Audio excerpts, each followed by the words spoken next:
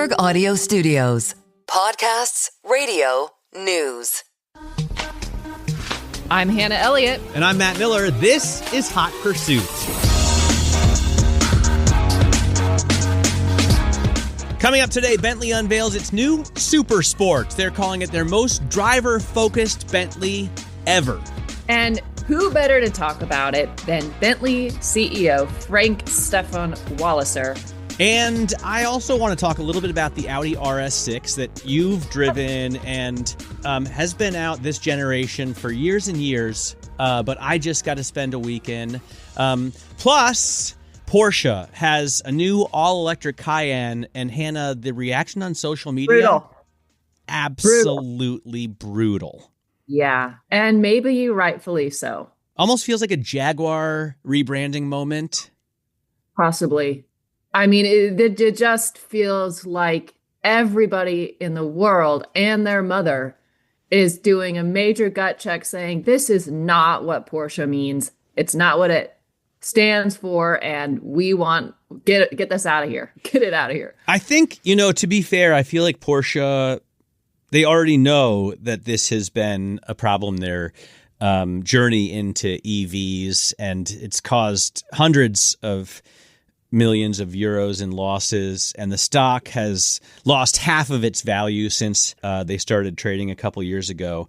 But it's been a disaster, but also, what is so weird? I just went back and I looked at the numbers because I wanted, the Macan has an electric version, and I went back and looked at sales the first half of this year, 2025, of Macan, and half of Macan sales were the electric version, which I thought was actually surprisingly decent considering how poorly this whole EV experiment has gone for Porsche. Yeah. Isn't that weird? No, I mean, I expected that kind of thing because I was talking with David Welch, who is our Detroit bureau chief at Bloomberg, about this. And he reminded me there was a time when the purists were so angry about the Cayenne at all, when they first came out with it. And of course, I disagree. I remember the backlash. I was living in Berlin. It was the early 2000s, and some people were mad about it.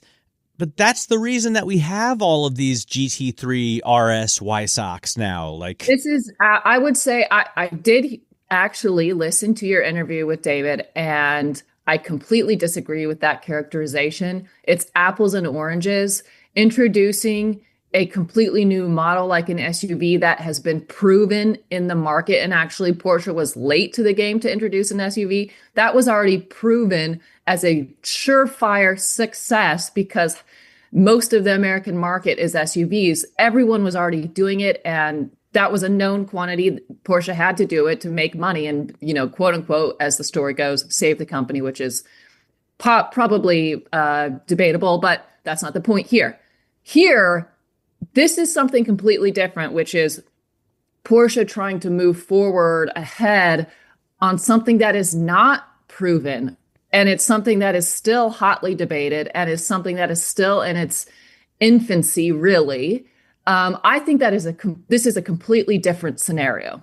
Well, that's a fair argument. And of course, you're right on many of those points. BMW had such great success with the X5 before Porsche came out with the Cayenne. And it's not just the EV part of this that people are reacting negatively to. In fact, I think for the most part, it's the design. I looked through the negative sentiment on the Instagram post, the initial one. And most people are saying look, this could be a car from BYD. Why don't I just go ahead and buy a Chinese EV if they're going to be the same thing? Yes. Now that take I really do agree with. And if this vehicle had come out and somehow magically looked really cool, I think people would have been a lot more forgiving that, okay, it's an EV. But the fact that it's electric and it looks like a blob. Yeah. The fact that it looks like a blob and is so clearly, it does look like it was just created by AI. There's no personality, there's no take. It's just sort of a blob. Of course, people are going to hate that, and for good reason. Now, I'm just going to say that actually comes out of love because obviously Porsche is such a beloved brand, and the people who are going to criticize the most are also the most invested and the most engaged. It's because they care and it means so much to them and they don't like it. So, I mean, it's a good sign that people are so upset in a way, because it means they're still engaged and they care. Yes. It's not like Jaguar where people were just outright disgusted or confused, or it was a political thing because they were so woke. This is definitely car enthusiasts who care a lot. As Faith No More said, we care a lot about Porsche. But I will say Barry Ritholtz, and you can probably guess what his response was. He said, 1,136 horsepower? Why do I care what a bunch of idiots on social media say? To his point, I recently spent a week driving the Taycan. It was an amazing vehicle. Like, it's not a 911. It reminded me of a Porsche because it looks like a Porsche and it has the badging all over it. Reminded you of a Porsche. It actually is a Porsche, but anyway. But it was amazing for whatever it is. It was great. Now, the problem for me is it's the same price as a 911. So why wouldn't I just buy a 911? Because that's better. And look, we always go back to the thing, which is after a certain point, horsepower numbers are irrelevant. It doesn't matter that it's 1,100. It doesn't matter if it's 2,000 horsepower. Here's the best way that I've ever heard it described.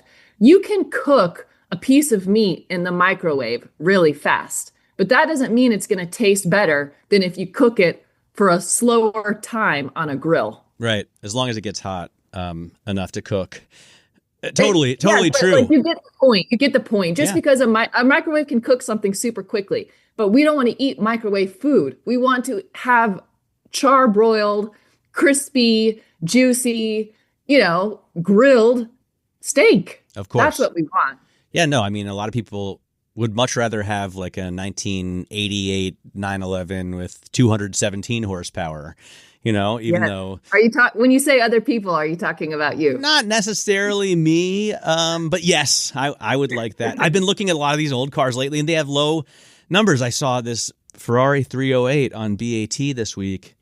Absolutely gorgeous, but it only has a 2.9 liter V8 with like 230 horsepower, and I wouldn't care. And it probably, what does it weigh?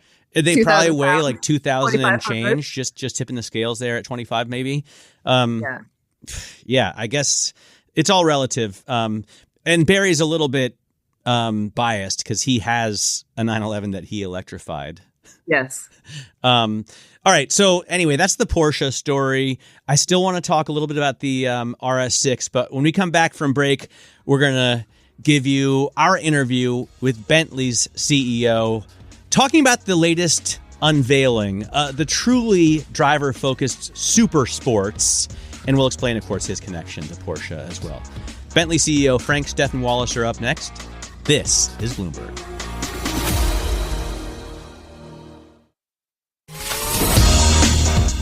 Welcome back to Hot Pursuit. I'm Matt Miller with Hannah Elliott. And Hannah, I finally got a chance to drive the Audi RS6 Avant.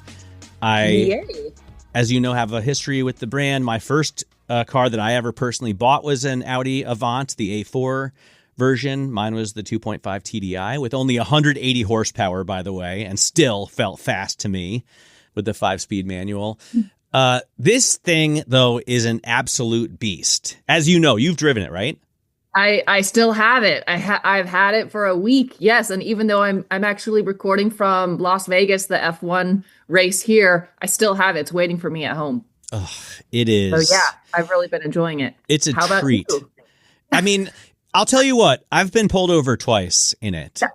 Wait, okay. So we heard about the first time last week when you were pulled over because you were running late and you slipped out of those handcuffs. Yeah. Now, what happened this time? So I was cruising through Hartsdale in Westchester, and I came to an intersection where I noticed the light was red, but there was a parking lot, and I saw that it went out on the other side.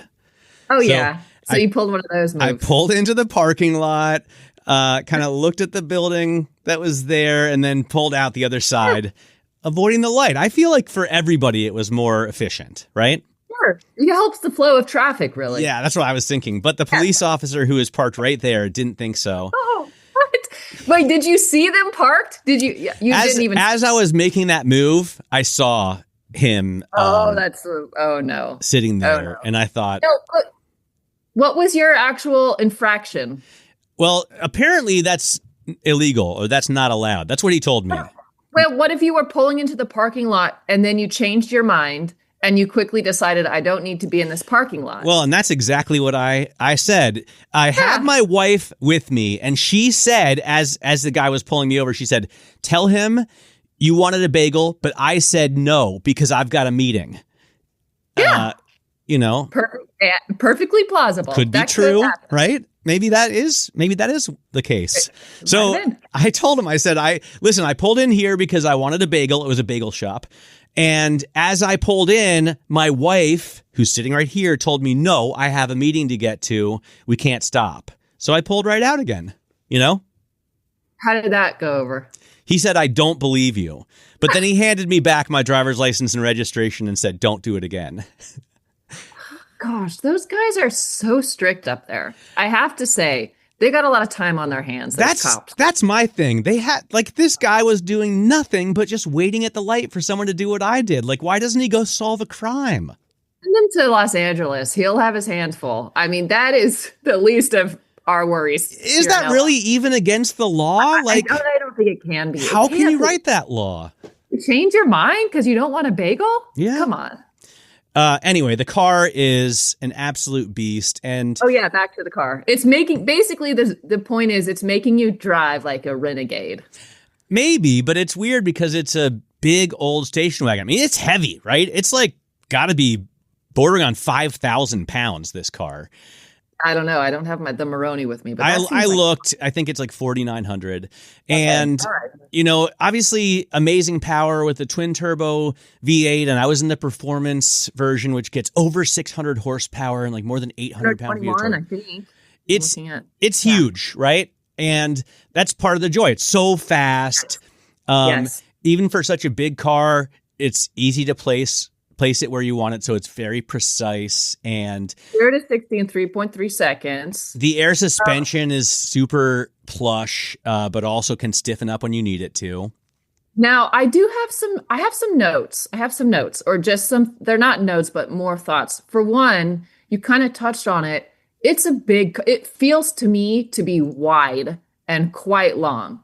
This car is going to take up all of the lane. Did you sense that when you were driving it? It's big.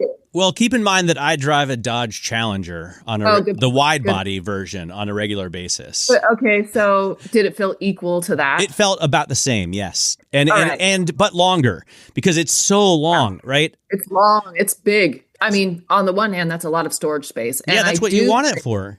Completely. And I honestly, and I will get on my soapbox for this, I really wish more Americans would get out of their SUVs and get into wagons. And this goes back to, because the wagon can do everything that you really are actually in reality do in the SUV. I know people want to think that they can get off-road if they need to, or get out of snow or whatever. But the reality is you don't need that big SUV when a beautiful wagon like an Audi Avant will more than cover any of the realistic needs that you have. I mean, obviously, I agree with you 100%. And I thought about that every time I was driving it, especially pushing hard into a corner, I was like, I'm so glad that this is a low wagon. And it is pretty low. It's not at all lifted. I'm careful. Yeah, I'm going slow. As I pull into the valet stand at Sunset Tower, I am going slow. Oh, but that reminds me of two things that I have to say that are very positive about this car. Number one, I don't think I've ever had a dream about a car before, but when I got this car that night, I had a dream that I was drifting it. Cool. Which it was just like a snapshot of a dream, but the dream was literally I was in this RS6 drifting it, and it was really fun. And I can honestly say, I don't know if I've ever dreamt about a car before. So there's something emotional there, which is a very good sign. You can drift it too. I'm here to tell you. Yeah, clearly. I've already been doing it in my dreams. And then the second thing is it got the prime parking spot. I did go to Sunset Tower a couple times with it, and it got the prime parking spot at least once there's one single parking spot out front, which is the car that is on display for everybody to see. And they parked it out front. And I got a buddy who works in the valet stand named Gustavo. And it wasn't even Gustavo who parked it was someone else. So that car gets respect, which I really like. And it's emotional. Now, the thing that I'm not in love with is the center console screen. Oh my goodness, that's what I am in love with. In fact, really? when I test drove it, and then my wife, so I think it's fair to say that you and I are both very tall. So for us, we don't need the lifted, like the raised seating height of the SUV. No. A lot of people who are more vertically challenged, and my wife's not short, but she said, look, I like sitting a little bit higher.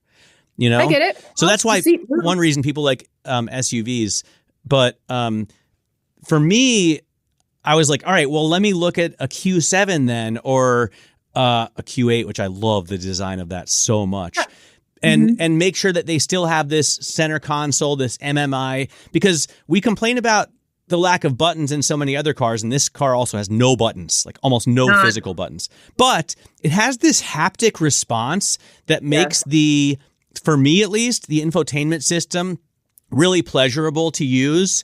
And I find also the whole system to be really intuitive. And the bottom screen of the 2-screen setup is almost always HVAC. So I thought it was great. Like, I would take any car with that setup in it. I really liked it a lot. I do agree with you that it is an intuitive setup and it works very well and very seamlessly. My quibble is that with that haptic style screen, you can't just gently touch the screen. You have to like push it harder. Yeah. You know what I mean? I like that. I know what they're trying to do, which is like simulate a button. Yeah. So you have to actually push it harder. But then I'm like, why not just have a button? Because if it's a screen, I'm just intuitively thinking I can just touch it really lightly, like just brush it and keep going. And it doesn't actually register that input. You have to push it harder. And I find myself like jabbing my finger to push the button, which isn't a button. It's a screen. I imagine, like all the cars that we test out for a few days or for a week, this is the kind of thing that you would get used to if you owned it and lived with it on a daily basis. Either way, you would adapt. But my only complaint with this car that I loved so much, I was automatically, configuring them online and shopping for used ones. The problem I have is the complexity. And this is something we talked to Frank-Steffen Walliser about as well. Like, it's a twin turbo. It's got the air suspension, rear wheel steering, the whole electronic system on the inside. Just there's so many things that can go wrong and can break down. And repairs, of brands like this just cost so much money. I mean, I lightly cracked the headlight on my Mercedes GLS, and it cost $5,000 to repair it. So, yeah, and that was just a light crack on the outside glass. I was like, "Can we just repair the glass?" They were like, "No, dude, we got to order the whole headlight pod with the computer and the chips and everything." That's horrible. But that's the same thing. If you knock a wing mirror off the RS6, it's going to cost you many, many thousands of dollars. How did you crack that headlight, out of curiosity? I gently bumped it into another car in my driveway. Oh, no. Oh, God. Matt. Anyway, this kind of complexity is something that we talked to Frank-Steffen Walliser about as well. And I want to get into the first part of our interview. Remind us quickly, Hannah, why we talked to this guy so much about Porsche. Well, of course, as our listeners may recall, Frank Walliser was the head of Porsche Motorsport and really credited with multiple Le Mans victories, the 918 Spider development, and really a guy that has made Porsche racing successful. And that goes back to our earlier conversation about Porsche. It's Frank and his team that really kind of is the beating heart of Porsche. Porsche has always been a racing brand. That is the DNA. And so Frank had a big role in that. All right, let's listen to what Frank has to tell us. This Supersports, the new car, it's got a Manti Racing wheels. It's got a Krapovich exhaust system. Serious car people know these brands, and they might know them from Porsche. And you or Ducati, or sure, of course, famously switched from Turbignoni to a Krapovic because the exhausts were so much better made. Of course, you've got the daughter of a very famous Porsche racer, Mr. Ikezawa, who's now helping shape some of the Bentley messaging. I'm curious if Bentley brass get tired of you talking about Porsche, and like it keeps coming up in the conversation, and I'm starting to see almost like a dovetailing between the brands. Is that even accurate? No, I think number one, I'm really cautious on comparing the companies because Bentley has a very rich own history and everything. It's not about copying it, for sure. And this is not so much about my knowledge or my link to it. It's inside the company, and this is what amazed me a lot when we started that project. It was really kind of igniting what was there anyway, and we just kicked off the project, and then people came up with the ideas, with the aero, with the wheels, with the tire setting, the tire selection, and how to tune the car, and then maybe I fueled it a little bit up and gave some directions, but it was never to say, okay, we have to target that car or this car. It was really an own Bentley interpretation. It also showed a lot about self-confidence and the knowledge inside the company. And that's even more fun to do so. And yes, there's some suppliers out we are using. They're just amongst the best in the industry. Why not? Why going elsewhere? Go to the professionals. Go to the best what you can get. And this is the same for carbon fiber parts. This is for wheels. This is for exhaust. We know what to do, and we know also what we can do in our factory, like the seat adjustment, to create a new seat in that time. This looks easy, but this is a safety part, airbags, everything what comes with that. And we have the engineering capabilities, and we have the manufacturing capabilities to really make something in such a short time. That is great. It's a little bit engineering's paradise, honestly. You came and essentially flipped a switch, or you ignited something that was already there. Yeah. That the company already had in it. And I'm just wondering if you think Bentley had gone too far towards luxury, maybe, or too far towards complications when simplicity may have been better. We always talk about the fact that I really want a Turbo R.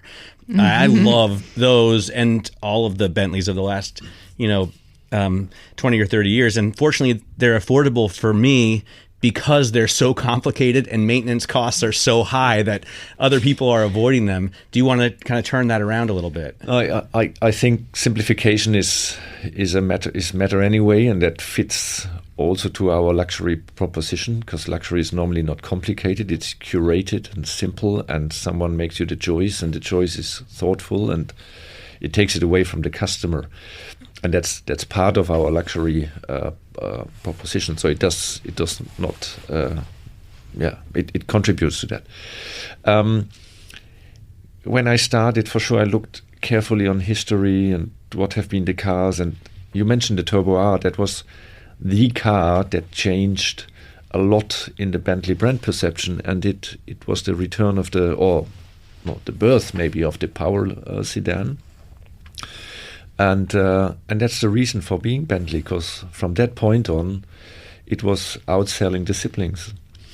And that just shows, yes, the sporty image, and it's not only image, it's also the car delivered, is very important for it, and it's part of the Bentley DNA. 400 horsepower in the late 80s. It was unbelievable. Yeah. Think on that, tires and brakes.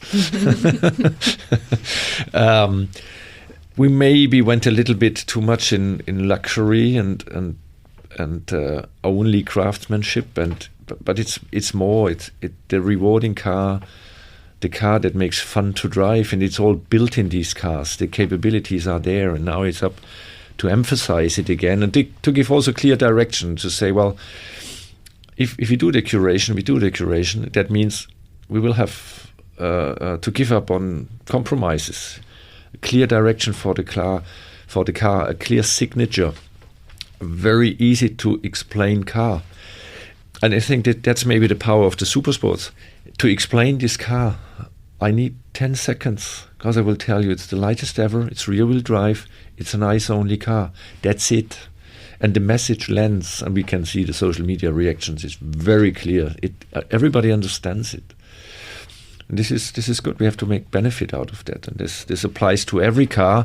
There's more to come. We have different segments. It looks different for a sedan than for an SUV.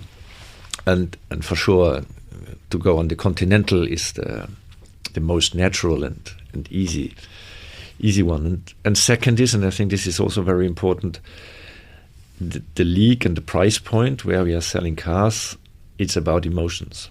And the brand, and this is a common understanding, it's not something we fight inside the company, or we have difficult discussions within the board and within our management. We are very clear. We want to bring more emotions back to the brand. You made the comment, we need fans. Yeah. This is very important. And this is a bit of a new focus that you've brought to Bentley. Talk a little bit about what you meant when you said we also need fans. I think it's for a car brand, and there's famous examples from names I will not name now, but they have a red car in Italy. They have definitely more fans than buyers, but this is a big part of it, and this is for every luxury brand. You need to be admired for your choice you made. If you are the only one that is convinced on a product, that's not part then of a luxury story, and this is you want to show, and you want that other people say, I would like to have such a car, even if it's not my price tag, but I really like it, and this is the fans. But we have also to address to the fans and not just say, no, this is only for customers. We want to be accessible to show the fans. Why not sharing? And show our passion and show what's behind. This is, for example, why our stand in Goodwood was open to the public. Everyone, and I think it was 10,000 people, could sit in a Bentley and make a photo. And a lot went out and said, I was never sitting in a Bentley. It's a lot of butts and seats. Yeah. Is it, to me, when you mention the Italian brand, I think, okay, did Porsche follow that blueprint and now Bentley is following the Porsche blueprint? Can we make that connection in terms of there are more fans than buyers? I think Porsche is maybe the masterpiece of orchestrating the community. It developed over the years. I would say it's from the result. It's definitely there. Was there a master plan? I don't think so. It developed and it was adapted, and a lot of people are very passionate and brought it in, and for sure the group is bigger and the whole thing grew. I think it cannot. There are some cases in the world, some car manufacturers, and this is Ferrari, this is Porsche, they cannot be repeated because you don't have 75 years of history and everything what was built up over the years, all the different cars, the stories, the motorsport, the heritage, the racing. You cannot copy that. And it's not about copying it. It's more about to understand how does our brand work, what is specific on us, what is special and unique on us, and make this accessible, and then develop an own brand plan that says, okay, we take this element, and for sure in today's world, as nearly everything exists, you will never have something totally unique, and all the time someone will come, oh, you copy this, you Nothing copy this, is you new. copy this. Sure, of it's course. never new. Yeah. Standing but on it's the shoulders of giants. Yeah. There you go. But on the other hand, it's also combine cleverly and then execute. The idea of a Supersports have been around for many years. But it's about execution. It's about do it, make a decision, take the money. And for sure, it was also risk. Because we invested a little bit of money, and not only a little bit, to make such a car happen. I can't imagine it being a tough sell to the board to do this car, but was it? Yeah, but I was the board, so Okay. with my colleagues, I think the interesting thing is, and this is maybe definitely this is a strength of Bentley in the configuration we have at the moment with our management, with the board. We are really very, very quick aligned on what direction we go. And Supersports was not a hard sell. We have all been convinced, that this is the right way to do it. And we had to find a way to finance it and to bring it in, and very tough timing. And then you have to work on to make it possible, from procurement to finance, from manufacturing to logistics. It's a complex car project. So it has 250 something new parts. So this is really complex. And that shows what the organization the project can do. But as you say, the explanation of the car is not complex. No. It's high horsepower, big displacement V8, rear wheel drive. Everybody looks at that, even people who can't afford it, and can identify with it right away, as opposed to something that's super luxurious and complex, and they'll think it's only for CEOs. And I'm not going to. I just wonder how hard it is for an ultra luxury brand like a Bentley or a Rolls Royce to get the kind of accessibility that Porsche can offer, because there's always a Porsche that you can go out and buy for 30 or 40,000, like a 996 or a Boxster, right? And it's not too on the aftermarket. Yeah, and it's not too complicated to have the gas station on the corner work on it, right? Whereas with these two, British brands, especially, obviously with Ferrari as well, but there's a different case. You're never going to be able to offer something like that. You don't want to Maserati yourself, Ooh.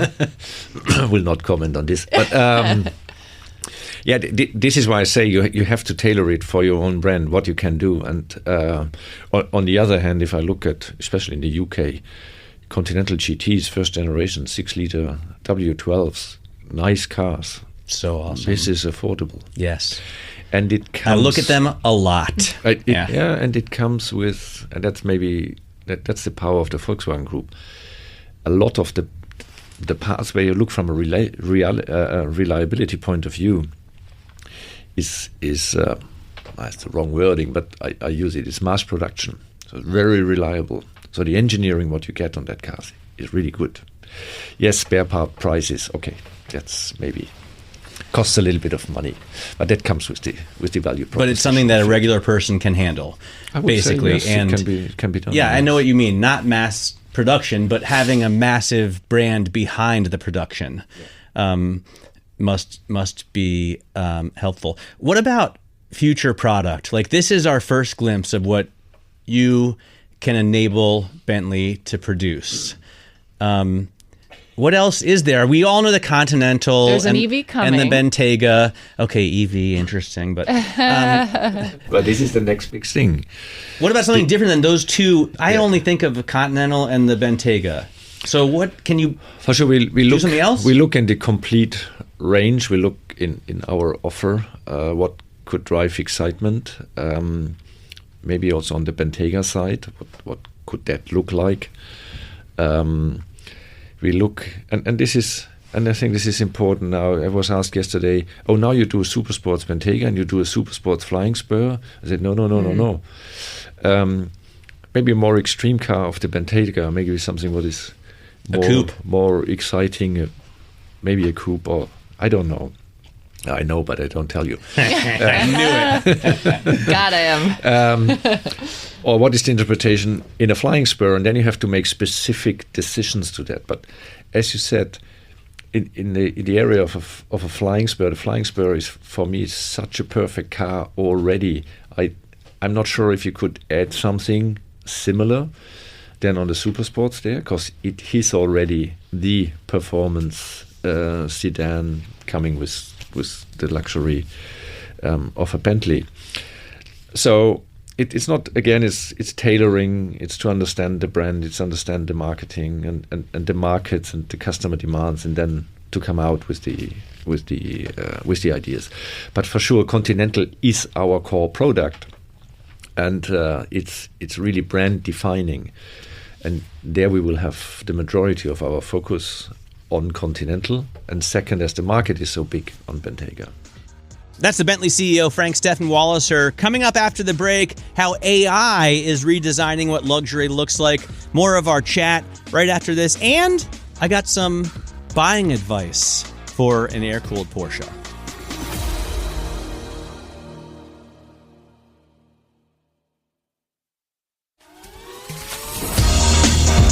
Welcome back to Hot Pursuit. I'm Matt Miller along with Hannah Elliott. It's get back to our conversation with the Bentley CEO, Frank-Steffen Walliser, who also worked at Porsche for a long time and is famous for that. And I will tell you quickly, Hannah, I asked him about my air-cooled Porsche search. Oh. And I'm leaning towards, I thought, like 964, because it's the end of, for me, a generation of Porsches that all look the same. I've thought about, an earlier one I saw. Magnus did a video on the International Race of Champions in which he's driving a very old one, far too expensive for me, but I was like, oh, maybe I could backdate that era. Yeah. Yeah. To get to the 70s. But, they all have more primitive suspension. And Frank said it's a rubbish. He said, go with the 993 because they had upgraded to a multi-link suspension in the back. They had already the coilovers from the 964. And he said everything else is like, he didn't say trash, but he implied like not even worth driving. You know what? I remember when you asked him that because I was standing there and I kind of loved how unfussy his answer was. Yeah. Because didn't he make some comment about, people get into what wheels are you running and all this stuff. And he kind of just was like, shoot it all away. And he was very unfussy about it. And I just kind of liked it because this guy is an engineer mastermind, and he just kind of brushed it all away and was like, just get the 993 and drive it. Yeah, for him, there's no debate. Like, he has thoughts. He's decided, and that's it. But the funny thing is, I was texting Magnus later, and he said, that's like my least favorite generation. I know, it is. It is. He really doesn't like it. I mean, I don't like the way the 993 looks. The headlight's already starting to lay back, and it looks like every time I see a 993 that's red, I feel like it resembles the guy from Cars. The red guy from Cars. Totally. Yeah, I don't want that. I want something badass. I want to step out of it in cowboy boots with my dreadlocks and big beard. I want to be the outlaw. You need something a little more ornery. Yeah, I do. You need something that feels a little rambunctious for sure. And that's, that's kind of like what the Supersports is for Bentley as well. They're getting a little bit more ornery. Yeah. Let's come on, giddy up. Let's go. All right. Let's get back to our interview with Frank-Steffen Walliser, the CEO of Bentley. I want to ask about something I've been thinking about a lot with these really old historic luxury brands. And it's the idea of AI and how software is increasingly becoming a key differentiator for a lot of buyers in cars, but in luxury cars too. So how do you implement that in a very old, historic luxury brand that it's not necessarily a friendly fit with software? Yeah, well, the question is now from a little bit more an engineering perspective. A car like Supersports without software, no chance to realize it, because we are using all the systems that are in, from the roll bar adjustment to the air suspension to the slip differential to the engine tuning. This is everything based on software. You can make the driving everything. Yeah. I mean more specifically like the interface with the users. Interface and the infotainment. It's a way to find. Again, the curation to make it simple in the use. What's definitely a bigger effort than to make everything adjustable, because you have to make decisions. It can be also in the luxury segment really helpful to build up, but you have to invest. Mm-hmm. And the real task is just the size of the company, because we are small volume, and if you are. The competition is coming from premium, because there is high volume, lot of engineering capacity, and to keep that level, this is really demanding. And again, this is benefit as we have resources in the group we can use and benefit from. And then we have to find a Bentley way in an interpretation of a digital user interface to not just have something what is replaceable. Do you feel that there will come nice ideas with our next car that we will present? I would say it's really very, very good ideas. People have been very thoughtful on I was thinking, does the Bentley buyer expect Bentley to be at the forefront of that, or not necessarily? I don't think it's expected to be at the forefront, but it's expected to be on eyes level. You want to use your CarPlay. You want to connect your phone. This has just to work. Also, the driver assistance systems, they have more and more impact on the driving, and people expect that they work flawless, from traffic sign recognition to lane keeping. All these things have to work. Yet no, we don't have to be the first, but we have to keep the pace. I look around the other brands in your stable, in the Volkswagen stable, and I think of the successes like the RS6 that I'm driving right now. By the way, they've done a really good job of haptic feedback and controlling things through screens without making it annoying. But obviously, I think a lot of people would like to go back to buttons for things, especially like HVAC and volume. I look at the GT3 with the Touring, and I obviously love the tactile manual transmission. I'm not suggesting that Bentley has to do something like that, but can you break away from, can you give us a shooting break?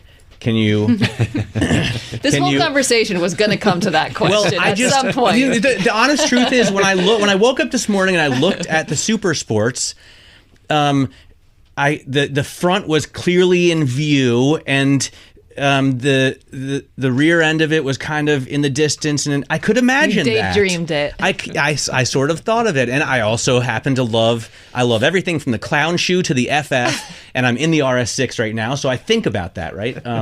Is it possible? I like to discuss this really in the US. Here is a wagon. No one buys a wagon. Why is that? I don't know. But everybody, all the car enthusiasts, we need it. Once the cars are on the market, nobody buys it. Well, it's because they just default and buy an SUV. If SUVs weren't optional, it's an arms race. And you're worried about... SUV has won. And the SUV has... But if we remove the SUV option, then everyone would get wagons and be fine with it. SUV, after 140 years of car development, 150 years, we have came up the best body form and the best body style is SUV. Well, it's the biggest market. How about this? Will you do more of the one-offs of the high dollar custom projects that your English competition has been doing, that your Italian competition has been doing? It results in big margins, and also results in a lot of fans too. A lot of times, if you get the right buyer or if it's shown in the right place, you know. The key is, as you say, the right buyers, the right place, but you need a little bit also, technically spoken, you need a good platform to do so. If you have a mid-engine carbon fiber hang-on body, it's very easy because you keep but it's easier because you have a spine and then you put a new body on it and then you call it a something. And there's a demand in the market because it's unique cars, it's coming from the factory, and it's great stuff and great business. Would it fit? Well, number one, to Bentley's technical background we have, more is harder to realize, and if you do, it has to be really done properly. I see for the Bentley ideas and for our offer, the sweet spot is more in the area of Supersports. So means higher volume, higher price point, but limited run. That could be more exciting for us. Well, it is pretty darn exciting just from looking at it and reading the numbers. I know. I have one final question for Frank. What have you learned in your year at Bentley, or what surprised you? From Zuffenhausen to crew. Yes, because I have to imagine it's different. Yeah, for sure. It's not only another company, it's another country, it's another culture. I learned a lot, I think, about the culture. I had a business coach that helped me on a regular basis, and I exchanged my feelings and learnings and everything, and it was good. Gave me also sometimes direction and said, on how to deal with the Brits. But this is not a problem. And Bentley, no, really not. And Bentley has number one, a welcoming culture. People are really open-minded and integrate people relatively quick. And they know how to deal with the Germans for 25 years. So well, maybe longer. They're coming in all the time. No. This was the easier part. For sure, you have to learn what can the company do, where are the capabilities, where is maybe points where you can improve. How does the whole system work? How does the sales work? How does the financial things work? You learn an overview and to get the right things. On the other hand, you have to act immediately. So you have no time. So you cannot make an analysis and then reflect and then go on. So we did the whole strategic work was done within 8 weeks. Wow. The team was supportive. And then we changed the direction. We looked at the electrification. We looked at the offer of the hybrids and a lot of learnings for me. And then we immediately started new projects. Immediately. So this after 12 weeks, we started with the next projects, the next programs. So that was really a quick start. I would say it worked pretty well with the integration. My colleagues could judge that better, but no, I think it worked, and I also embraced it and liked it. I liked the complexity in the job. To have this overarching responsibility. I think we have a really, really good team in the board and with our extended management team together. Very trustful, open-minded, a good culture in Bentley that is open-minded, and the small team is nimble and agile. What I like. This is my racing genes to go through. Yes. And then, well, stay light on your feet. Yeah. I like remove weight, add horsepower. Right. Yeah. Right. I like add that. lightness. I like that formula. Yes, exactly. Well, thank you so much for joining us. It's been a real pleasure. Please come back before a year from now. We should do this twice a year. Good. Once again, our thanks to Bentley CEO Frank-Steffen Walliser. He is truly an awesome dude. And by the way, he also had PR with him. Each of them knew everything about every generation of every Volkswagen vehicle. So like a really smart team. They've got a tight operation. Let me tell you, they run a tight ship over there. I want to have those guys on as guests. Like we can't have a PR person on as a guest. But No, it wouldn't be proper. But there are a couple PR people, and one of the PR people with Frank who joined, there are a couple that I want to write a book. And I know they never would because they're discreet and professional. But you know that they know so much and have so many interesting stories. I'd love to read that book. Yeah, they know where the bodies are buried, and they have such deep knowledge. I know. So very cool to have them here in studio. Yeah, that does it for this week's show. Remember to follow and subscribe to Bloomberg Hot Pursuit on Apple, Spotify, and anywhere else you listen. Please leave us a rating, maybe 5 stars if you feel like it. Fully 5 I'm not stars. Your mom. Yeah. Do what you want. 4 would be okay. 4 would be good. Yeah, fine. We'd accept. Or just leave a comment. It helps new listeners find the podcast and join the community. And you can also send us your comments by emailing us at hotpursuit@bloomberg.net. And check out Hannah's columns and stories on Bloomberg.com and on the Bloomberg Business app. Go there for car reviews, events, and stories that you won't find anywhere else from a unique perspective. Find it all at Bloomberg.com/pursuits/autos. Plus, we do tend to share pictures, videos, and more from the podcast on our Instagram. For instance, I'm actually joining from Las Vegas today. I'm here for the F1 Grand Prix. You can find me on Instagram at Hannah Elliott XO. And I'm Matt Miller, 1973. Thanks for listening. We'll be in your podcast feed again next week. Happy Thanksgiving.